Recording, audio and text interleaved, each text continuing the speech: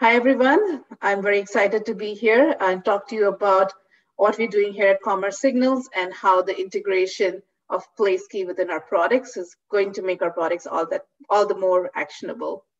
So first, a little bit about myself and Commerce Signals. So Commerce Signals has been part of Verisk Financial for the last 9 months. I am Aarthi Muthukrishnan. I lead our spend analytics and our marketing effectiveness business within Verisk Financial. We acquired Commerce Signals late last year, and since then have been building on the strength of Commerce Signals in the ad measurement space. So we have spent a lot of time with the Commerce Signals team this year, building out a suite of consumer insights products that really help marketers and advertisers and our clients get a better sense of what's happening to consumer spend, how is it trending over time, how is it changing in different locations, and how does it compare against their peer groups. So we're going to share with you some of those insights that we see from our data today. And I'm sharing the stage with Nick Mangiapane, our Chief Marketing Officer, and he will be sharing some of our latest features as well as how we have integrated Placekey into our products. So first, a little bit about our data. Our data is based off a panel of 40 million households for which we track the anonymized and aggregated credit and debit spend. We do a lot of work to make sure that this data is representative and of the US population, as well as validated against both public and proprietary metrics. So Nick and I are going to spend some time now taking you through some of the high-level insights we see from our data over the last 1 year. A lot of this is very relevant given where we are right now in this pandemic and how things are rapidly evolving. So here you see what's happening to consumer spend at the national level. This is card spending. We're tracking the year-over-year change in consumer spend. So this is 2019 versus 2020. And by week, so starting at the start of the year, so looking at January all the way through the week of September 13th. And you see the big drop off around March 22nd when the world changed, right? So we all retreated to our homes, businesses shut down. We saw the brunt of the crisis, really the steep drop off at this point. What's encouraging is that we see now the consumer spending has started to ramp back up and is trending closer to the pre-March and the pre-COVID level. So signs of optimism here. Of course, there is a portion of this spend is also cash spending that has shifted towards cards as contactless payments have taken off during this pandemic. If you look at this next slide over here, we can now drill down further. So what we saw before was what was the impact at the national level, at the US level, but we can get down to the county level. So how are different areas or different locations seeing this impact, right? Because it is it's very different the way the crisis has impacted different parts of the country, as well as at different points in time, different areas have been in lockdown. So over here, we are showing 2 counties, New York and Los Angeles, that kind of went into lockdown at same periods of time, but have had a very different impact in number of cases at both of these locations. Overall, the trends are very similar, in line with each other in terms of how they're changing since March and in the recent weeks and months. So that's one level of drill down.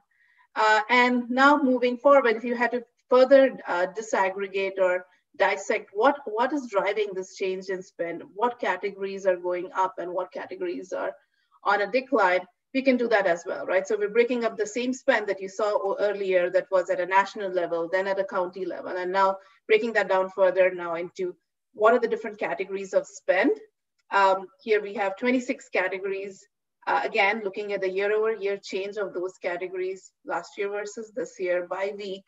And as you will note at the categories at the bottom, which is the ones shaded in red, no surprises here. The categories around restaurants, travel, entertainment, these are the ones that are most impacted by this crisis as people travel less and stay at home. But then categories like food, hardware stores, discount stores, these are the ones that are showing growth as we stay at home and then focus more on these areas. So that's the kind of the power of the data. Lets you understand what's happening at the local level, at what different categories are impacted. And these insights are available at our website at Commerce Signals for free. And I'm going to hand it over to Nick, who's now going to take us through some of our most recent new product features, as well as how we have integrated this data with Placekey, so we can match our data sets to other data sets out there and really unleash the power. Thanks, Aarthi. So we're really excited that we actually just launched this product a couple of weeks ago. This is our merchant tracker.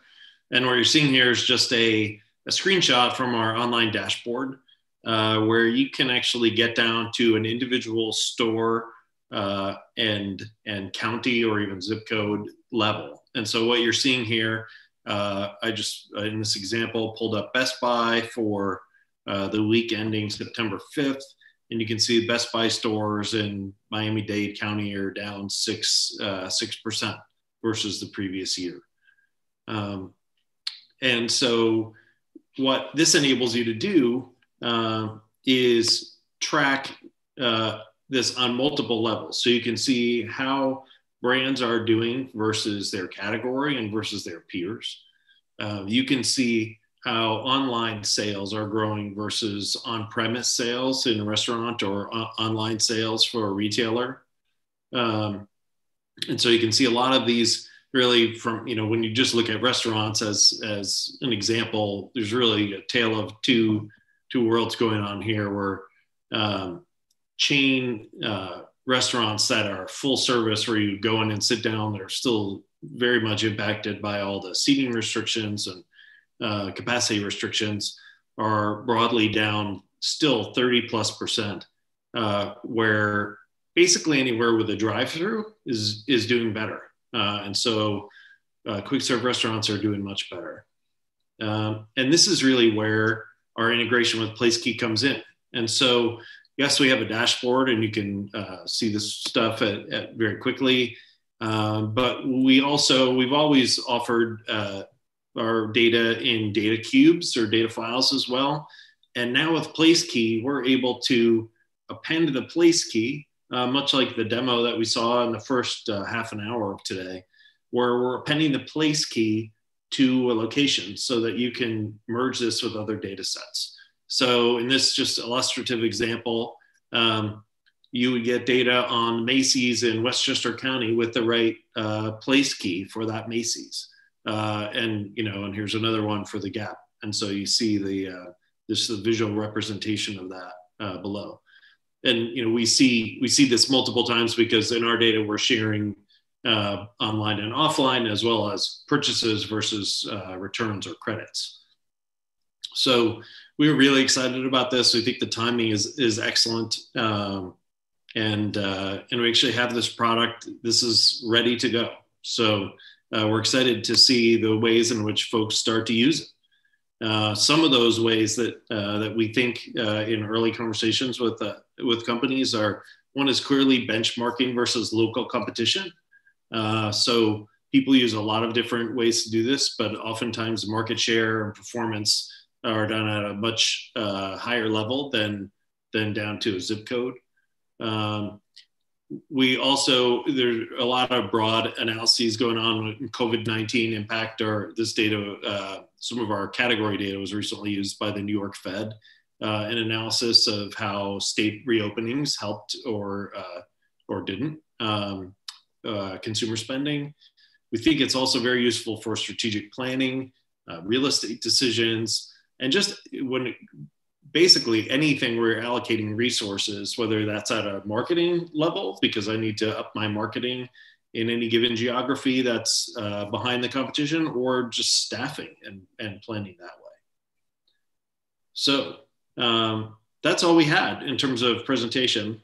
Hopefully what we shared was pretty clear, but we'd love to take your questions now. and go from there. Aarthi, I see the first one is, when is it available? Do you want to take that one? Yeah, so most of these products are live right now. I know our consumer spend tracker is live in terms of the category spend, and the merchant sales tracker that Nick just walked us through went live last month. So it's up and running, and we look forward to helping you. Right on. Another one is how often the data is refreshed. So we refresh both our category and our merchant level tracker every week on Thursday nights. So it's weekly data refreshed every week. The merchant store level data is on a 20-day lag from the actual purchase. Do you want to take the next one, Aarthi? Sure. I see a question around, is this data, how broad is the data available? So yeah, so this is US only at the moment. This is not available in other geographies. So for now, just US. Yeah. I see a question here about the biggest challenge for Placekey to overcome in order to be adopted and utilized across the industry. To me, that's a chicken and the egg. The challenge is to be adopted and utilized, and if that works, I think we will all be happy, and that's why we got on board right away. That's why we're one of the early partners. What do you think, Aarthi? You have other thoughts there? I agree. I think that's primarily it. I think the more the people adopt it, I think that kind of helps it across the board.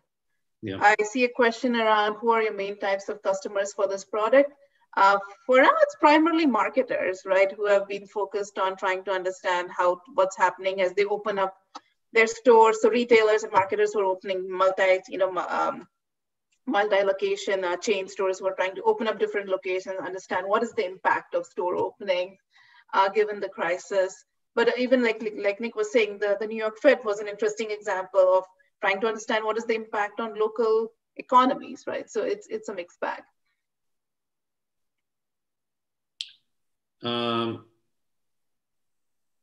So question, do we open up individual card data? No, we never ever do. Commerce Signals has no individual level data. We've always only gotten aggregate anonymous data. And we want to keep it that way for obvious reasons.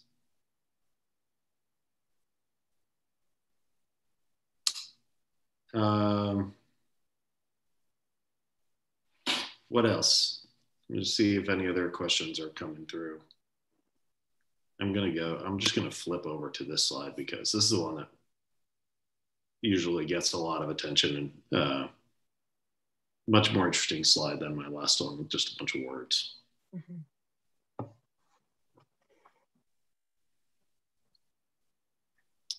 I'll just put our email up here. Can I walk through the slide again? Sure. So what this is showing the change week over, it's 1 week compared to the same week of the previous year, and it's for the entire summer for this year. And so what you see is foreign industry. Take the very top one. So sporting goods, toy stores, hobby stores are also in there, like Hobby Lobby and Michael's. And you can see they've actually been performing the best this summer when compared to a year ago in terms of card spending purchases. So it's all consumer data. There are no business purchases in here. And so you see they've been performing quite well. You hear this reflected in their results if you listen or read Dick's Sporting Goods earnings reports. They've done very well. Hardware stores, very similarly, Lowe's and Home Depot and even Ace Hardware and True Value are doing really well. Discount stores, that includes Mass and Target. Target had one of their best quarters ever. Actually, despite everything that's going on. And then, the ones that you see, the ones, as Aarthi mentioned at the bottom, are the travel related businesses where the people just have not returned to traveling yet. Now, I will say that in March, airlines were down 90+%. Now they're quote unquote only down 75. I doubt that feels good to anyone. But that is the state of where we are right now. I think we got a couple of new questions.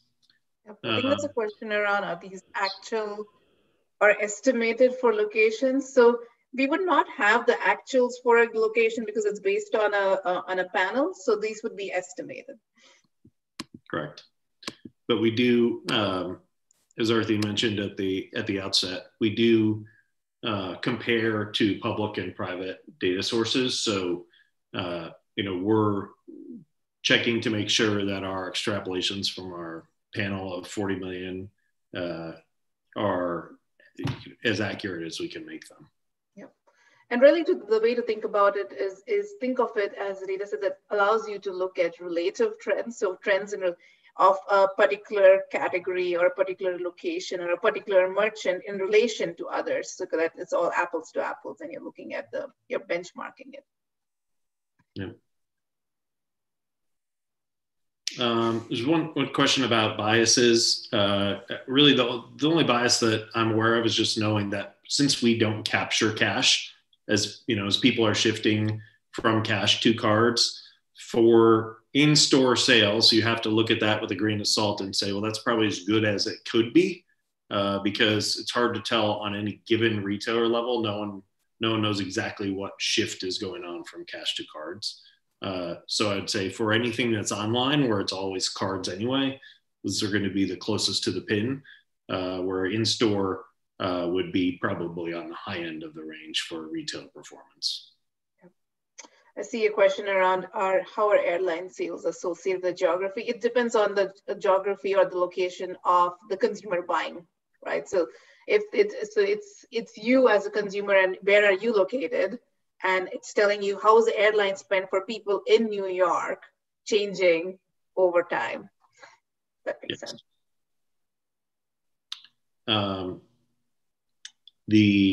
How far back in time does the data go? So our data, this data set is going back to the beginning of 2018. So a couple of years of history plus this year.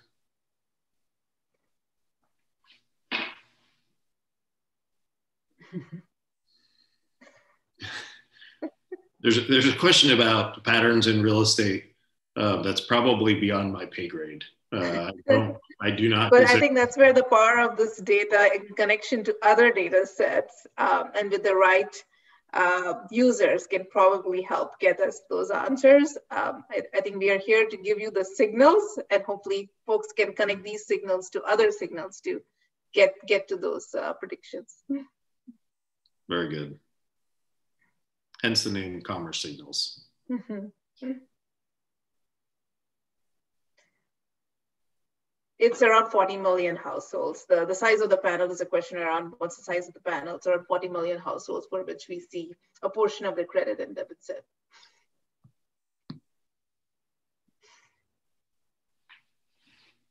Any other questions?